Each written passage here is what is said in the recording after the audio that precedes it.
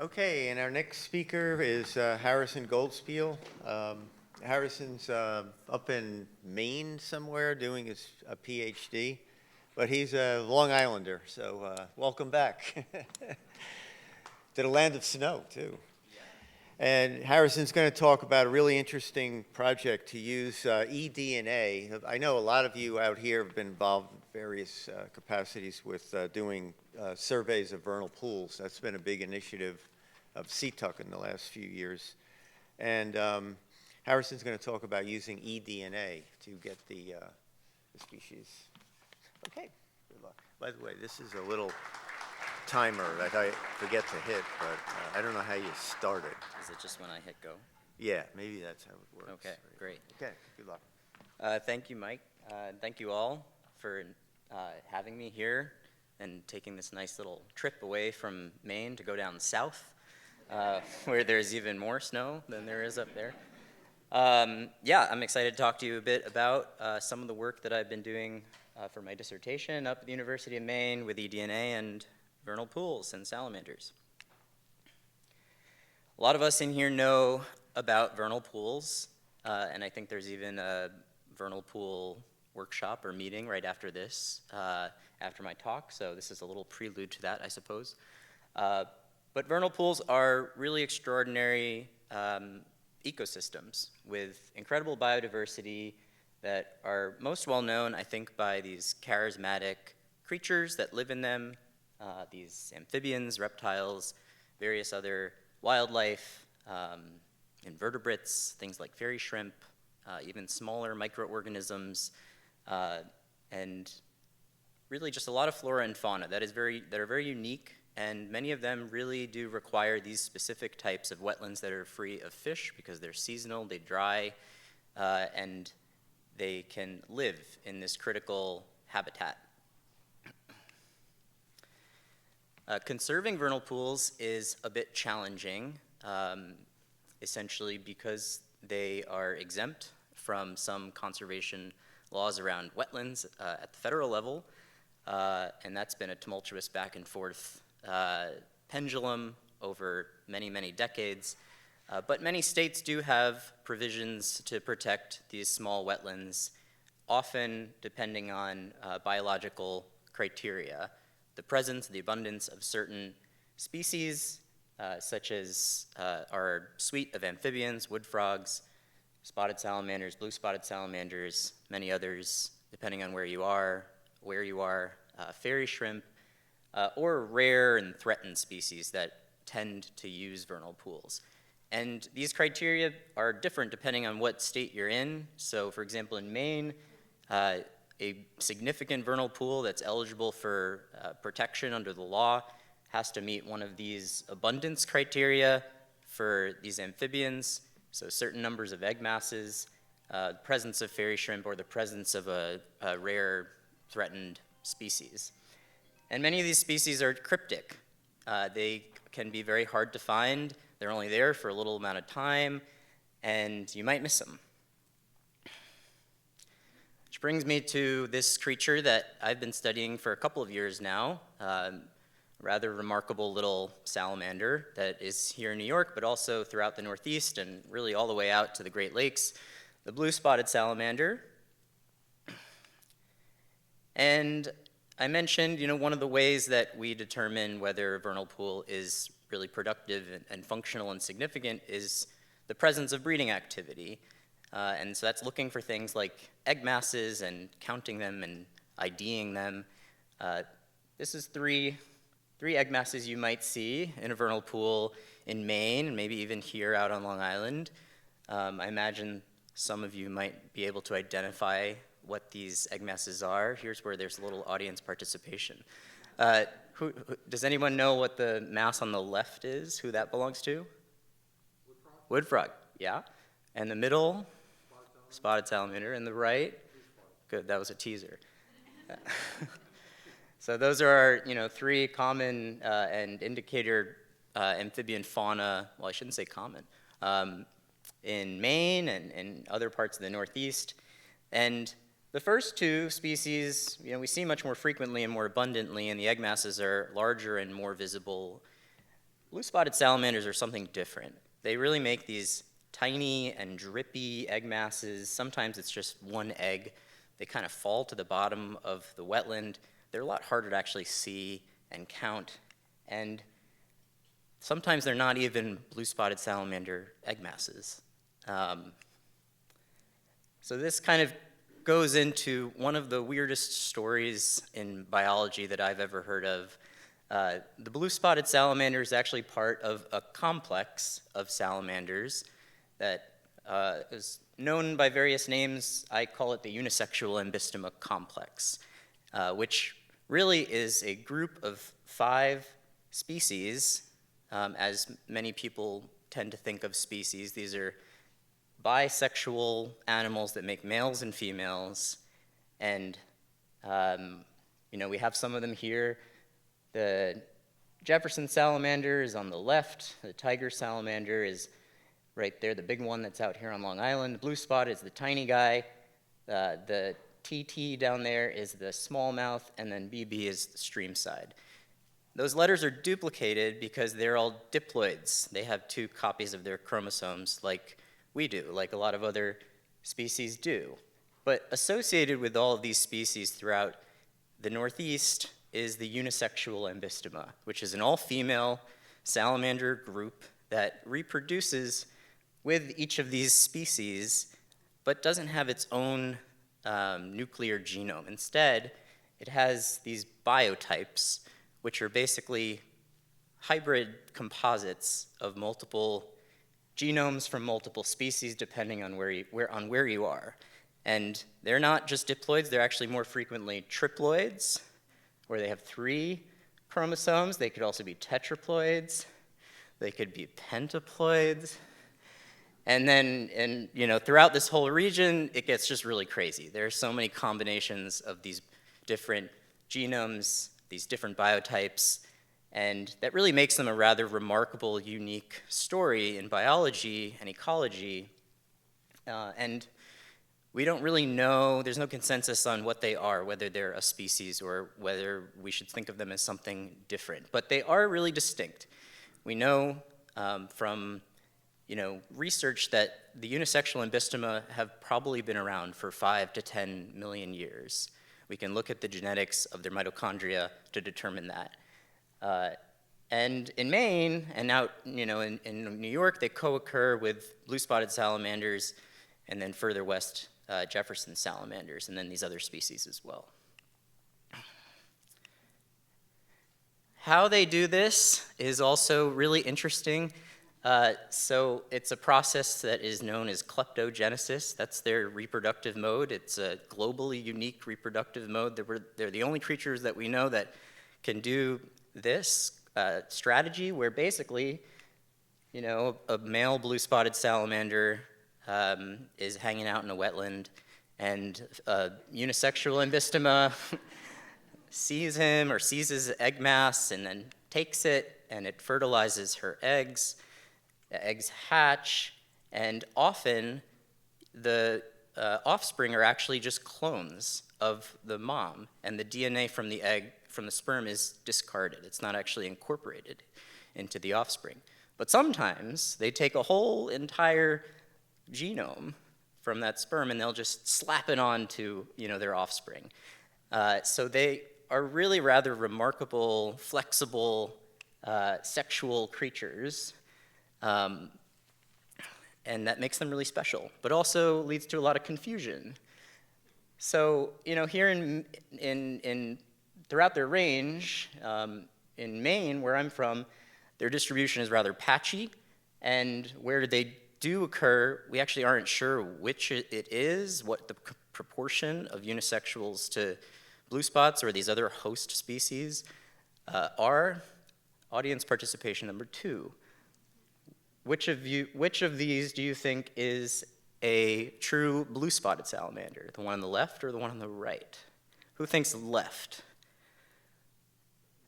Wow, only like 2 hands. So everybody thinks the blue spot is on the right? You're wrong.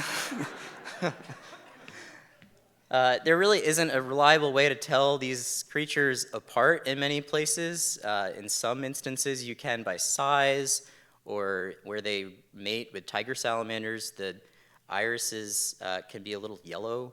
In Maine, the really large blue-spotted salamanders are actually unisexuals. They don't really get above 7 grams. But under that, it's really hard to tell the difference. So these distribution and habitat requirements are really hard to gauge. We don't know a lot about population trends or conservation outcomes. And there are these regulatory biases based on the biological species concept. So there's a lot more interest in some places where these pure diploid populations might be, which are probably much rarer because we can't find them that frequently where they co-occur with unisexuals. And that's true in Maine. We don't really know officially where any pure blue-spotted populations exist. There are some limitations for monitoring vernal pools in general that extend to these animals. You have to bypass all of this crypsis for all of these creatures that are hard to find and sometimes hard to identify, and it can be very laborious. You need permits often to handle, and well, you always need permits to handle, but then you might have to get tissue samples in the case of these specific salamanders to tell them apart. And it's hard to scale all of that over space and time. So eDNA, or environmental DNA, is a method that has been rapidly growing for answering some of these questions for rare and cryptic species by basically taking advantage of the fact that everybody has DNA and leaves it behind where they are. And so we can actually just get water samples or soil samples or air samples, any environmental sample from a habitat, and then filter the DNA out, extract it from filters, and then do some amplification and maybe sequencing to figure out what was in the water sample. And there are two flavors of that end result. You can have something that's very species specific, very sensitive, for maybe 1 to 5 species at a time. That's with qPCR, which is what people used for COVID tests. And the alternative, you can get much more robust community level data on many, many species using metabarcoding, but that could be more expensive. So these are some of the overarching questions for vernal pools and these species that we have. Generally, who is using these pools? Where are they? And why are they there? Where are all of these blue-spotted salamanders, and where do they overlap? How do they co-occur with unisexuals? And how well can eDNA answer some of these questions? And our objectives were to develop some eDNA protocols for vernal pools, for biodiversity broadly in pools, but then more specifically these salamanders, and to expand on some of our questions about our understandings of breeding and upland habitat criteria, and to compare this method to some traditional surveys. We had a pilot study that we did in 2020 and 2021 to examine basically how eDNA kind of varies over in space and in time in vernal pools. And this was a metabarcoding study, so we actually looked at 4 different levels of eukaryotic communities in pools by using 4 different metabarcoding primers that targeted really microorganisms, these eukaryotes. We are eukaryotes, but these are microbial eukaryotes. Animals, or metazoans, aquatic invertebrates, and then vertebrates. And then I did a landscape level study with eDNA in Maine at around 30 wetlands. Half of them were vernal pools, half of them are more permanent wetlands, and did some validation work comparing those samples to camera trapping, egg mass counts, funnel trapping for breeding amphibians, also with metabarcoding, and then some qPCR for salamanders. I'm going to share some results from the pilot study, which was just published at Ecological Solutions and Evidence. It should be online soon, so you can learn more about it at your whim. but this is a sneak preview at some of those results. So what's in a vernal pool? What can you tell from eDNA? Well, you can tell quite a lot. We detected over 100 genera of these microbial eukaryotes, which are mostly protists like ciliates. Lots of different species of arthropods, especially using these invertebrate primers. We get 465 different species of invertebrates, which are half insects. And then the things that people really think about when they think about vernal pools, with our vertebrate primers, we mostly get amphibian eDNA. And it's mostly our indicator species that we know are there. So there's a lot of biodiversity in vernal pools. The eDNA metabarcoding data mostly aligns with our expectations for the blue-spotted salamander unisexual complex. So we studied these sites where we have historical data on what populations are where, and the pure Jefferson population only had Jefferson DNA, the pure blue-spotted populations only had blue-spotted DNA, and the mixtures were mostly mixtures, but there's some variation in there. And we're still finalizing the more sensitive species-specific qPCR approach for these species. And I know I mentioned this already, but I said their DNA is all the same and made up of all these species. How do you tell them apart? It's the mitochondria. So we actually are just using mitochondrial variation between unisexuals and all these other species to tell them apart with eDNA. How does eDNA vary over space in a pool? Well, these figures here are just showing how community data from eDNA samples are different over distance between samples. And as you can see, there isn't really a clear trend, which just means that these eDNA is fairly mixed in pools. There's no spatial clustering. But over time, we see a different story, where the further out you go between samples, the more your community changes, which makes sense for these seasonal dynamic habitats. You can really see that here with this phenology data, where all of these different species that you detect really have their own unique species-specific phenological signature, and some of it is rather intuitive. You have these amphibians that show up in the spring, and then for some of them, like wood frogs, they're really peaking later in the summer when those eggs have hatched and the larvae are swimming around. The same can maybe be said for Jefferson salamanders, but there's a lot of variation. How well does eDNA compare to traditional surveys? Well, with vertebrate metabarcoding, which is what we did for this comparison, eDNA does quite a good job at detecting species, and it detects more than what we've detected with amphibian trapping and egg mass surveys. Not as good for birds and mammals in freshwater wetlands. And that might just suggest you might need more specialized bird and mammal-specific primers to study those communities, because the amphibians are really active there and their DNA is making up a lot of that environment. And this just kind of shows that in a different way. We really see a lot more species with our traditional metrics than with eDNA for those birds and mammals, but with amphibians, there's more alignment. Detection rates for some of these pool breeding amphibians was greater with eDNA.